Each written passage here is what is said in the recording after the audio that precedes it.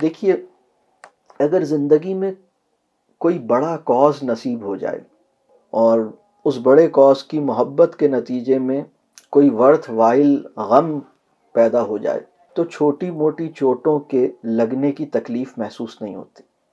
یہ بات سمجھ آ رہی؟ بڑے کاز کی محبت جو فائدے پیدا کرتی ہے اس میں سب سے بڑا فائدہ یہ ہے کہ کسی بڑے کاز کے ساتھ، یعنی آپ نے کسی بڑے کاز، کسی بڑے مقصد کی اسٹرگل میں آپ لگے ہوئے ہیں تو چھوٹی موٹی تکلیفیں محسوس نہیں ہوتی. یہ اس کا بہت بڑا فائدہ. میں دو سمبولک ایگزامپلس دیتا ہوں، آپ انہیں انالوجی کہہ لیں. فرض کیجئے آپ کبھی ایسا ہوا کہ کہیں آپ فلائی کر رہے ہیں اور کسی کنیکٹنگ فلائٹ ہے، کسی ایئرپورٹ پر آپ نے جہاز بدلنا ہے اور وہاں پر پہلی جو ڈیسٹینیشن ہے وہ، یعنی اپنی فائنل ڈیسٹینیشن پہ پہنچنے سے پہلے کسی ایئرپورٹ پر آپ کو چند گھنٹے رکنا پڑے گا، تو 4-6 گھنٹے آپ کا قیام ہے اور اس کے بعد اگلی فلائٹ سے آپ پھر اپنی فائنل ڈیسٹینیشن پہ جائیں گے. تو فرض کیجئے کہ آپ کہیں ایسے ٹریول کر رہے ہیں اور آپ پیسنجرز لاؤنج میں موجود ہیں اور آپ کا اسٹے جو ہے وہاں پر 8 آورز کا ہے. آپ کی کوشش وہ ہے کہ کوئی پیسفل، کوائٹ اور ایک ریزنیبلی کمفرٹیبل سیٹ آپ کو مل جائے وہاں پیسنجر لاؤنج میں، کہیں آپ کسی جگہ بیٹھ سکیں، آپ آرام تھوڑا بیٹھ جائیں، لیٹ جائیں، کوئی ایسی جگہ مل جائے آپ کو. لیکن آپ کو کوئی ایسی جگہ نہیں مل رہی اور آپ بہت مشکل میں ہیں. یہ جو ہارڈ شپ ہے نا، آپ وہاں دیکھتے ہیں کہ کچھ آپ کو کوئی جگہ ہی نہیں مل رہی، آپ یہاں جا رہے ہیں وہاں جا رہے ہیں، کوئی آپ کو کوئی جگہ، کوئی سب بھرا ہوا ہے، ساری سیٹس آکیوپائیڈ ہیں، کوئی نشست خالی نہیں ہے اور آپ کہیں بیٹھ نہیں پا رہے. اب آپ کے پاس دو چوائسز ہیں. ایک چوائس یہ ہے کہ آپ اس بات کو بہت فیل کریں، بہت مائنڈ کریں، آپ کو غصہ آئے، آپ کا موڈ خراب ہو جائے. آپ اس بات کو ایکسیپٹ نہ کریں کہ کوئی بھی سیٹ خالی نہیں ہے. آپ بار بار چکر لگاتے رہیں اور بھری ہوئی سیٹوں کو ایسے دیکھیں کہ یہ عورت یہاں سے یہ سیٹ کب خالی کرے گی، یہ انہوں نے اپنا پرس یہاں پہ رکھا ہوا ہے، اس سیٹ کو پرس ہٹا دیں نا تو میں بیٹھ جاؤں گا ادھر. تو آپ مختلف جگہوں پہ چکر لگاتے رہیں اور یہ سوچتے رہیں کہ اب تو معاشرے میں مروت ہی ختم ہو گئی. چھوٹے چھوٹے ینگ لڑکے لڑکیاں بڑوں کو دیکھ کے سیٹ نہیں چھوڑتے. ہم تو جب چھوٹے سے تھے تو ہم تو اٹھ جاتے تھے، کوئی بڑی آنٹی گزرتی تھیں تو وہ ان کے لیے ہم تو اپنی سیٹ چھوڑ دیتے تھے. تو یہ تو مجھے دیکھ کے اتنی دیر سے میں خالی گھوم رہا ہوں اور تھک گیا ہوں. اور آپ یہی دیکھیں کہ کوئی سیٹ خالی نہیں ہو رہی اور آپ کا موڈ افیکٹ ہو رہا ہے اور آپ اس سچویشن کو قبول نہیں کر رہے. سچویشن یہ ہے کہ لوگ زیادہ ہیں، سیٹیں کم ہیں، کچھ لوگوں نے کھڑا ہونا ہی ہوگا. ایسا نہیں ہو سکتا کہ 100% لوگوں کو سیٹ مل جائے، اور جن لوگوں کے پاس سیٹ ہے ممکن ہے کہ وہ لوگ سیٹ نہ چھوڑ سکیں. This is the situation. Choice is yours. Do you accept it or not? اب آپ اس سچویشن کو ایکسیپٹ ہی نہیں کر رہے اور آپ بس بار بار اس چکر میں ہیں. اچھا، اب اس سچویشن میں کیا ہو سکتا ہے؟ دو چوائسز ہیں. ایک چوائس یہ ہے کہ آپ اس کا برا مانیں، سچویشن ایکسیپٹ نہ کریں، اور یہی اب 8 گھنٹے میں سے 3 گھنٹے گزر گئے اور آپ سیٹ کی تلاش جاری ہے اور آپ دیکھ رہے ہیں کہ بہت ساری سیٹوں پہ تو لوگ خراٹے لے رہے ہیں اور آپ کو نیند بھی آ رہی ہے اور آپ کو سمجھ نہیں آ رہا اور آپ کی گود میں چھوٹا سا بچہ بھی ہے، آپ کو اس کو بٹھانے کی بھی جگہ نہیں مل رہی، آپ بہت مشکل میں. تو آپ کیا کریں گے؟ دوسرا آپشن یہ ہے کہ آپ کہتے ہیں کہ ٹھیک ہے، یہ سچویشن ہے، اب میں یہ دیکھتا ہوں کہ میں کیا کر سکتا ہوں. آپ نے کہا بھی میرے پاس 2 چھوٹے چھوٹے ہینڈ بیگز ہیں، ایک کے اوپر میں نے اس کو لمبا کر کے بچھا دیا، یہ میرے بچے کا بیڈ بن گیا، دوسرا جو ہے میرے بچے کا تکیہ بن گیا. بچے کو بھی میں نے لٹا دیا، زمین پر ہی بٹھا دیا اور میں بھی خود ہی زمین پہ بیٹھ گیا کسی کارنر میں. لیکن اب ایک سوال ہے کہ میں زمین پہ کیسے بیٹھوں؟ یہ جو فلور ہے یہ کلینلینس کے اس سٹینڈرڈ پہ نہیں ہے جس سٹینڈرڈ پہ، یعنی جس فلور پہ میں بیٹھنا پسند کرتا ہوں اس فلور کے کلینلینس کا سٹینڈرڈ ایک خاص سٹینڈرڈ ہوتا ہے نا. مطلب آئی کانٹ سٹ آن دس فلور ایسے، مطلب یہ اس سے زیادہ صاف تو میرے واش روم کا فلور ہے، اس پہ میں کیسے بیٹھوں؟ تو پوائنٹ یہ ہے کہ آپ کتنے فلیکسیبل ہیں. پہلا پوائنٹ یہ ہے کہ آپ کتنا اس سچویشن کو ایکسیپٹ کرتے ہیں. دوسرا پوائنٹ یہ ہے کہ اس سچویشن میں کیا کیا جا سکتا ہے، یہ آپ کی سمجھ میں آتا ہے یا نہیں. What can be done. یعنی پہلی بات یہ ہے کہ آپ اس سچویشن کو ایکسیپٹ کرتے ہیں یا نہیں کرتے. دوسری بات یہ ہے what can not be done کی بجائے واٹ کین بی ڈن پر فوکس کرتے ہیں، یا واٹ یعنی کیا ہو سکتا ہے وہ دیکھتے ہیں یا کیا نہیں ہو سکتا وہ دیکھتے ہیں. تیسری بات یہ کہ فلیکسیبلٹی آپ کے اندر ہے یا نہیں ہے. اب فلیکسیبلٹی یہ ہے کہ بھائی ٹھیک ہے، آپ سے یہ نہیں کہا جا رہا کہ اپنے گھر کے کلینلینس اسٹینڈرڈ پہ کمپرومائز کریں، آپ سے صرف یہ کہا جا رہا ہے کہ یہ جو چند گھنٹوں کا اسٹے ہے اس میں کلینلینس کے وہ اسٹینڈرڈ اویلیبل نہیں ہو سکتے، تو بیئر ود اٹ. آپ کر سکتے ہیں یا نہیں کر سکتے. یہ بات سمجھ آ رہی ہے؟ اچھا یہ چوائس ہے، یہ دونوں چوائسز ہیں. اب ہوا یہ کہ وہ 8 گھنٹے جیسے تیسے گزر گئے.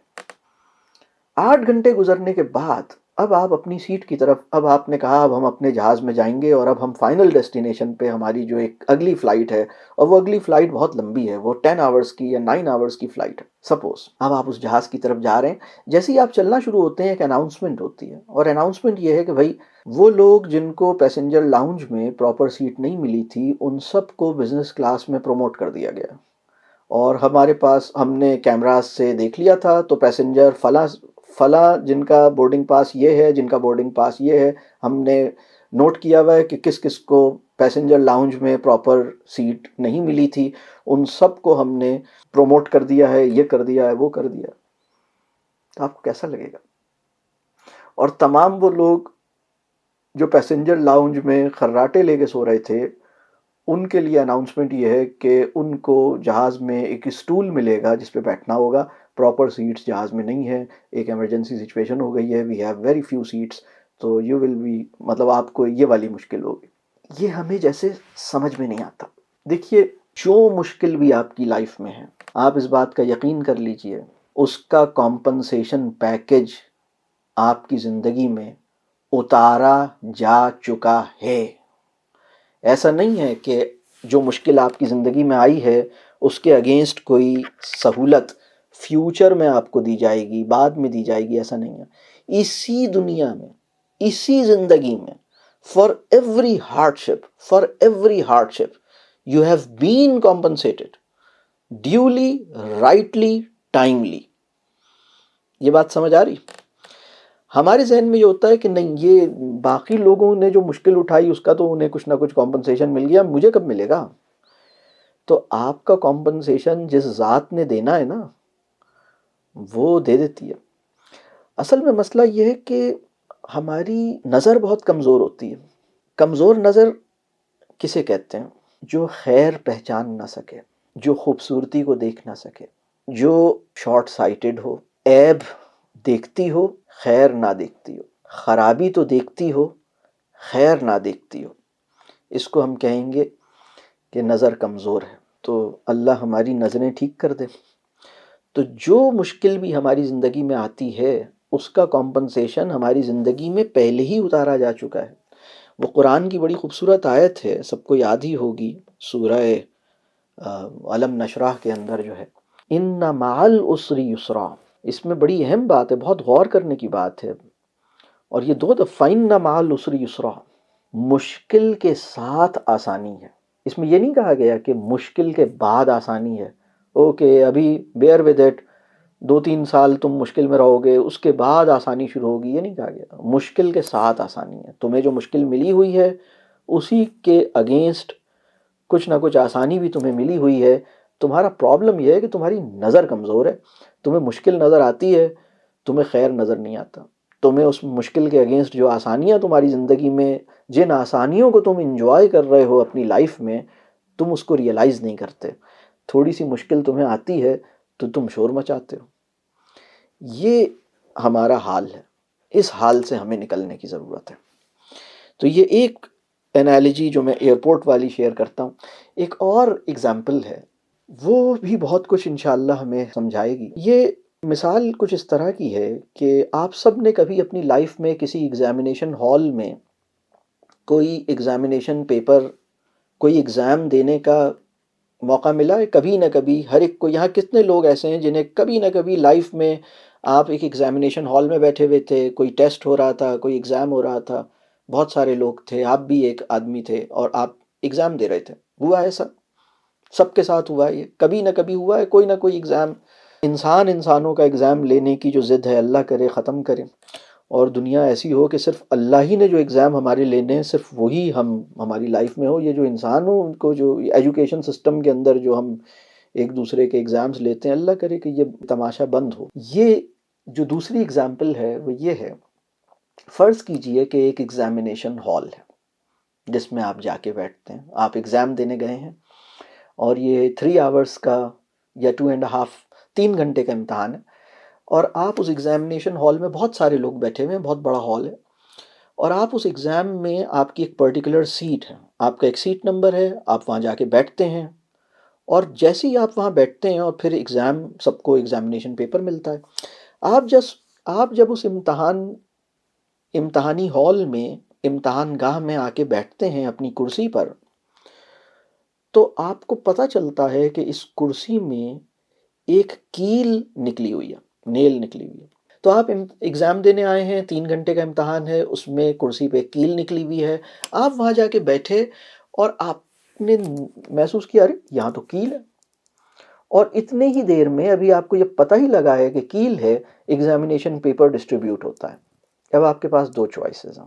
چوائس نمبر 1، اس کیل کو بہت مائنڈ کریں، اس کا برا مانیں، اور آپ اس بات پہ ناراض ہوں اور پھر اس کیل کو ٹھیک کرنے کی کوشش کریں، اور پھر باقی لوگوں کو دیکھیں کہ اچھا کسی کی کرسی میں بھی کوئی کیل نہیں ہے، میں ہی رہ گیا تھا، میری قسمت ایسی تھی، مجھے ہی کیل والی کرسی ملی، یہ دیکھو کیسے مزے سے بیٹھی ہوئی ہے، وہ بیٹھا ہوا ہے، دیکھو وہ کیسے، وہ تو کرسی کو راک کر رہا ہے، جھول بھی رہا ہے مزے سے، میں تو جھولوں گا تو زخمی ہو جاؤں گا، میں تو بیٹھ بھی نہیں سکتا صحیح سے. تو اب آپ کو بہت زیادہ فیل ہو رہا ہے، آپ دوسروں کو بھی دیکھ رہے ہیں، آپ اس کو مائنڈ بھی کر رہے ہیں، اور پھر آپ کے ذہن میں آیا کہ میں اس کیل کو ہی ٹھیک کر دیتا ہوں. اب آپ کیل سے لڑنے لگ گئے، کیل نکال رہے ہیں، کیل صحیح کر رہے ہیں، تو آپ نے دیکھا کہ 40 منٹس گزر گئے ہیں اور ابھی تک کیل اپنی جگہ پر ہے. سارا ٹائم کیل سے ہی لڑنے میں نکل جائے گا، اور کیل پھر بھی اپنی جگہ پہ رہے گی، بڑی پکی ڈھیٹ کیل ہے، اور کیل کا کچھ بھی نہیں ہوا، اور ایک ٹائم سارا کیل میں کنزیوم ہو گیا. آخری میں کچھ 10-20 منٹ ملے، آپ نے جلدی سے ایگزام کا پیپر دیکھا، اور پھر آپ نے کہا میرا ایگزامینیشن پیپر اس لیے خراب ہوا اس لیے کہ یہ کیل تھی نا میری، اٹ واز ناٹ فیئر، میرے ساتھ بہت انفیئر ہوا، میرے ساتھ یہ فیئر ٹیسٹنگ ہے ہی نہیں، مجھے ایک ایسی کیل ملی، ایک ایسی کرسی ملی جس میں کیل تھی، تو یہ تو ٹھیک ہی نہیں ہے. دوسرا آپشن یہ ہے کہ آپ نے کیل دیکھا، آپ کو پتہ لگا، آپ نے اپنے آپ کو ری پوزیشن کیا، آپ نے کہا کہ اچھا اس کرسی پہ ایسے نہیں بیٹھنا ہے، تھوڑا سا ایسے ہو کے بیٹھنا ہے، اور تھوڑا سا ایسے ہو کے بیٹھنے میں کیل مجھے نہیں چبھے گی انشاءاللہ. اور اب آپ کے ہاتھ میں ایگزامینیشن پیپر آیا، آپ نے پیپر اٹیمپٹ کرنا شروع کیا، پیپر کام کر رہے ہیں، لکھ رہے ہیں، سالو کر رہے ہیں. تھوڑی دیر میں ان انٹینشنلی، لاشعوری طور پر آپ اس کیل کے قریب پہنچ گئے، آپ کو پتہ نہیں چلا، اور وہ کیل آپ کو چبھ گئی. آپ نے کیل کو بلیم نہیں کیا، آپ نے کہا اوہو میری غلطی ہے، میں کیوں کیل کے پاس آ گیا، مجھے تو کیل سے ہٹ کے بیٹھنا تھا. اور آپ نے دوبارہ اپنے آپ کو پرانی پوزیشن پہ لے کر گئے اور آپ اپنا پیپر سالو کرتے رہے. 1-2 دفعہ اور ایسا ہوا، کبھی کیل آپ کو بے خیالی میں ان انٹینشنلی، لاشعوری طور پر کیل چبھ گئی، لیکن کیل کا چبھنا بھی آپ نے، کیل کی پریزنس تو دور کی بات ہے، کیل کا چبھنا بھی آپ نے مائنڈ نہیں کیا، بلکہ آپ نے اپنے آپ کو سمجھایا اوہو مجھے بھی کیا ہے، ہر تھوڑی دیر بعد کیل کے منہ لگ جاتا ہوں، کیل کے پاس آ جاتا ہوں. یہ نیل یعنی پریزنس آف نیل آپ کی نظر میں پرابلم نہیں ہے، آپ کی نظر میں پرابلم یہ ہے کہ I need to learn to live with it. تو آپ اور یہ شارپ نیل کو ایگزسٹ کرتے رہے. 3 گھنٹے گزر گئے، آپ اپنا ایگزام دے دیا آپ نے. یہ بات سمجھ آ رہی ہے؟ یہ آپشن 2 ہے. آپ کیا کریں گے؟ آپ پہلا والا کام کریں گے یا آپ دوسرا والا کام کریں گے؟ Choice is yours. 3 گھنٹے پورے ہونے کے بعد ایگزامینیشن ختم ہوا. اب ایک اناؤنسمنٹ ہوئی، اور اناؤنسمنٹ یہ ہوئی، آپ کا نام پکارا گیا اور آپ کو کہا گیا کہ آپ اس امتحان میں کامیاب ہو گئے ہیں. آپ نے کہا بھئی آپ نے تو ابھی میرا پیپر ہی چیک نہیں کیا. تو آواز آئی کہ آپ سمجھ رہے تھے کہ یہ پیپر آپ کا ایگزام ہے، آپ کا ایگزام تو وہ کرسی تھا جس میں آپ کامیاب ہو گئے. ہم نے آپ کو دیکھ لیا. What did you do with the nil and with the کرسی؟ یہ بات سمجھ آ رہی ہے؟ ہم نے آپ کو دیکھ لیا کہ جو کرسی امتحان ہم نے لینا تھا، یہ کرسی ہم نے آپ کے لیے سیٹ کی تھی، ہم نے چوز کی تھی کہ ہم نے یہ چوز کیا تھا، یہ ہمارے پارٹ آف پلان، یہ ہمارا تھا کہ آپ کو ایسی کرسی پہ بٹھایا جائے اور پھر دیکھا جائے کہ what do you do with this کرسی، آپ اس کرسی اور اس کیل کے ساتھ کیا کرتے ہیں۔ ہم نے دیکھ لیا، آپ نے اس کا برا نہیں مانا، آپ نے ہمارے فیصلے کو قبول کر لیا، امتحان سمجھ کر قبول کر لیا۔ میں نے شروع میں ایک بات کہی تھی، جب زندگی میں آنے والی مشکلات کو ہم ایک امتحان سمجھ کر قبول کر لیتے ہیں، ان کا برا نہیں مانتے، انہیں سمجھنے کی کوشش کرتے ہیں، ان سے کچھ سیکھنے کی کوشش کرتے ہیں، تو زندگی بامعنی ہو جاتی ہے۔